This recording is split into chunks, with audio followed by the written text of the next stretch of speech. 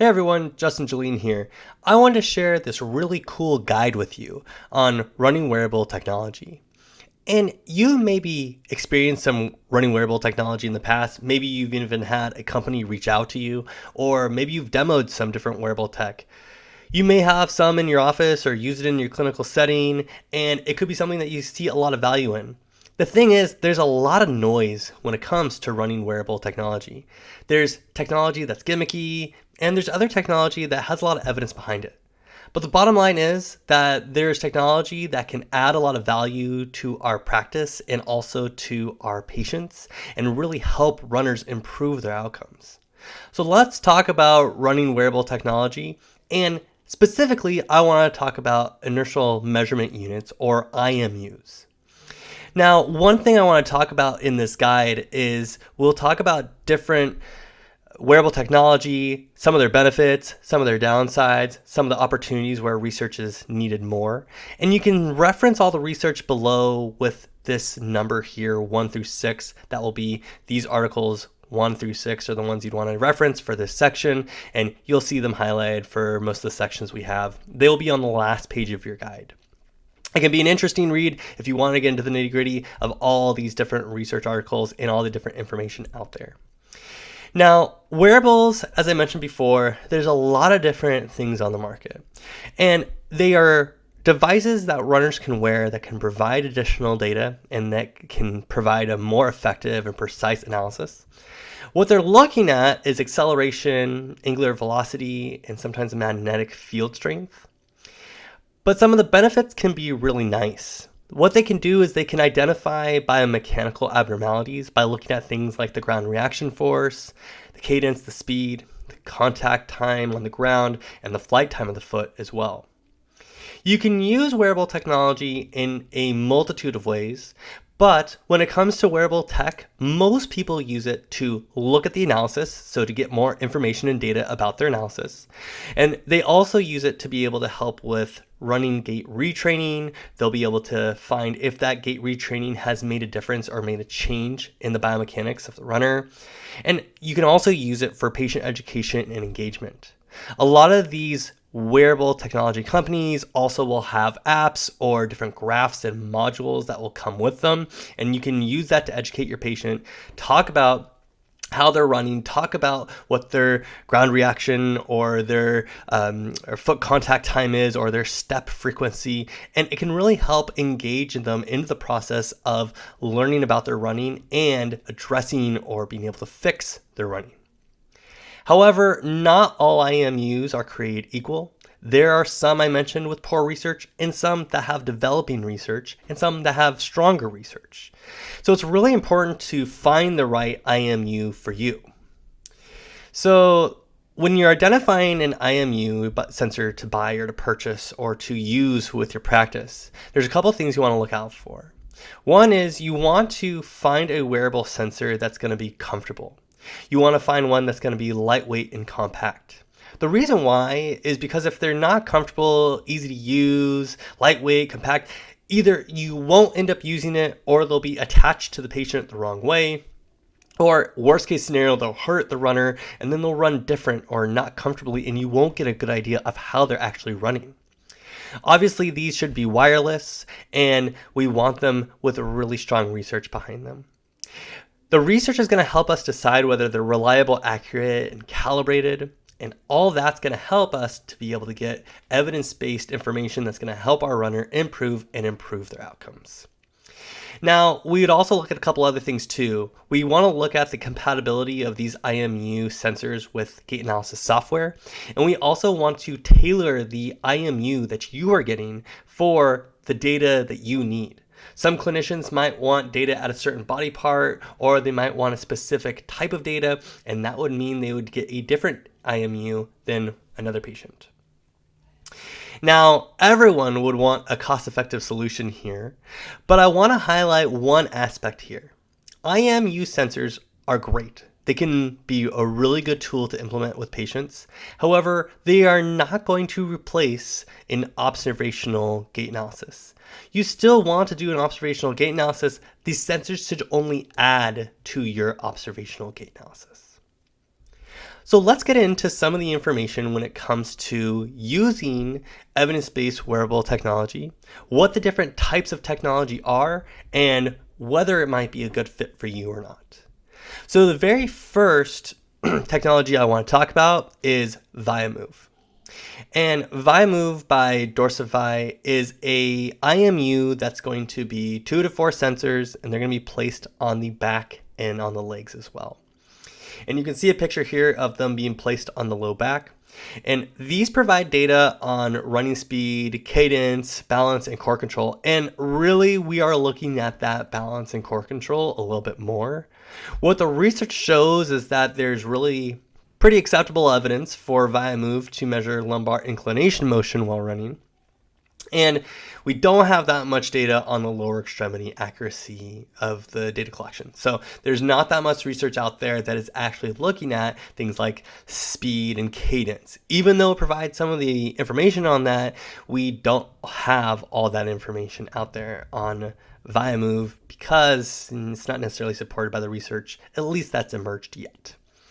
Now, as a clinical pearl of what you might want to get or why you might want to get ViaMove, it's a reliable tool for assessing lumbar inclination motion while running. This can certainly help. Let's say you have a runner that has a low back injury, or let's say you are more focused on a balance element or the core strength and how the core is being affected. This might be an application for ViaMove, and it might be a good solution for you.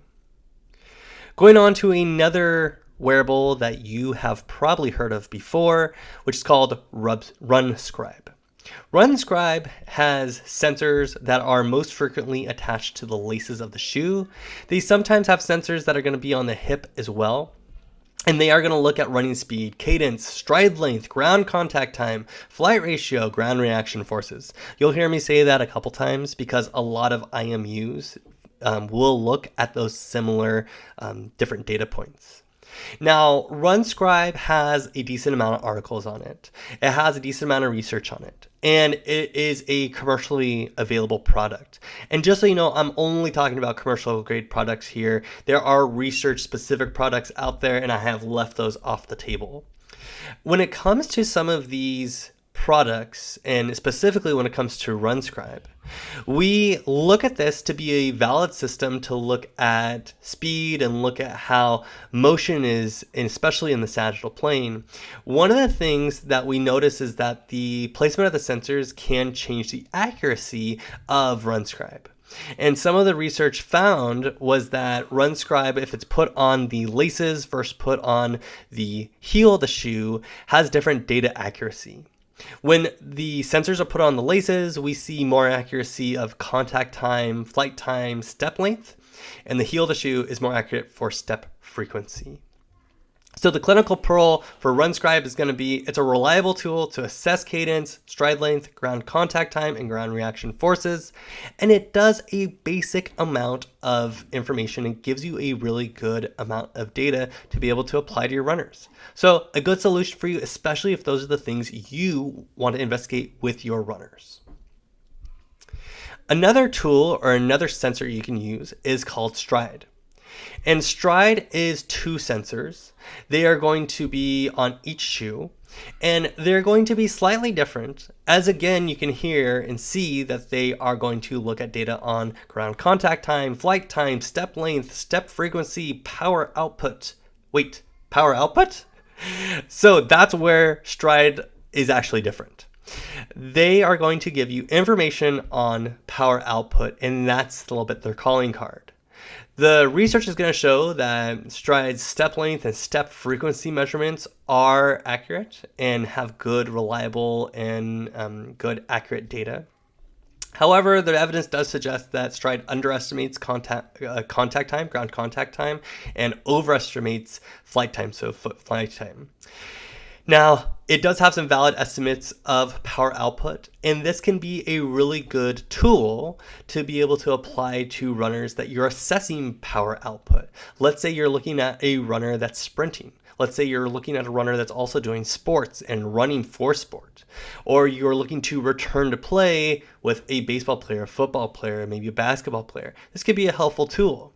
Now, we see that there's a little bit of a lack of the research or a lack of the reliability in certain parts of the research, but maybe ground contact time and flight time aren't as important to you. And so that isn't going to be something that is going to matter to you as much. The other thing about Stride is that it's pretty cost effective as well. So it can be a good solution, and it has some emerging research out there on its reliability and accuracy. The next tool or next IMU we want to talk about is Noroxen's MyoMotion. And this system is a little bit different. I've heard of this for quite some time. Noroxen's been around, and they have a number of other different products out there in terms of visual cameras and 3D and different gait analysis softwares. Their sensor locations are going to be on the pelvis, shanks, thighs, and feet. And they are going to specifically give you a little more information using multiple sensors. And those multiple sensors are going to talk to each other and be able to determine joint planar movement. They also look at step length and step frequency as well. And what the research shows is that the planar motion, or the joint motion, especially in the sagittal plane, is quite good. It's accurate, it's reliable. However, the frontal and transverse plane have less research or need more research to be able to show that they are viable and accurate. So the transverse motion especially is what we want to be cautious about at the ankle. It was particularly unreliable in this case. However, MyoMotion by Noroxen is really good. It can be a really good tool to use. It has step length, frequency, and it's the only one out there that's really showing about the joint planar motion. So it could be a really good tool for you to be able to use. Something you consider, it would be a little bit higher on the price point. You also are buying more units, so that might be something that weighs into your decision making as well. They also have some nice modules out there of data and graphs and patient education that you can use as well.